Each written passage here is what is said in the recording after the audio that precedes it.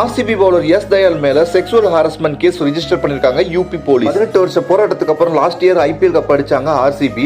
அதுக்கு முக்கிய காரணமா இருந்தவர் தான் எஸ் தயால். அவர் மேல யூபியை சேர்ந்த ஒரு பொண்ணு செக்ஸுவல் ஹாரஸ்மெண்ட் கேஸ் கொடுத்திருக்காங்க. போலீஸும் கேஸ் ரிஜிஸ்டர் பண்ணிருக்காங்க. ஆக்சுவலா என்ன நடந்திருக்குன்னா, எஸ் தயால் அந்த பொண்ணு கூட 5 இயர்ஸா ரிலேஷன்ஷிப்ல இருந்திருக்கான். பொதுவா லவ் பண்றவங்க என்ன பண்ணுவாங்க, மணிக்கணக்கா போன் பேசுவாங்க, வீடியோ கால்ஸா பறக்கும், வீட்டுல எல்லாருக்கிட்ட இன்ட்ரோலாம் கொடுப்போம், நீ தான் என் வாழ்க்கை, நீ இல்லைன்னா வழுக்க அப்படின்னு பக்கம் பக்கமா வாட்ஸ்அப்ல டைலாக் அடிப்போம். இதே தான் அவனும் பண்ணியிருக்கான். அது இப்போ பிரேக்கப் ஆயிடுச்சு. அந்த பொண்ணு பண்ணனால அது கேஸும் ஆயிடுச்சு. இதுல அந்த பொண்ணு 2 பிட்ட சேர்த்து வேற போட்டிருக்கு. என்னோட நிதியை சுரண்டிட்டான், நிறைய பொண்ணுங்களோட பழக்கம் வச்சிருக்கான்னு. இந்த கேஸ் யூபி முதல்வர் யோகி ஆதித்யநாத் வேற போயிருக்கு.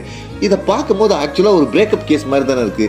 இது எப்படி ஹாரஸ்மெண்டா மாறிச்சு? இதே கேஸ் தானே தேவதைய கண்டென்ட் படத்துல எங்கால தனுஷ் போய் கொடுப்பாப்ல, அதுக்கு பொண்ணமனை தூக்கி வச்சு சொருகி இருப்பாப்ல. அதை எப்படி திமிங்க ஒரே கேஸ் பசங்க போய் கொடுத்தா சொருகல், பொண்ணுங்க போய் கொடுத்தா ஹாரஸ்மெண்ட்.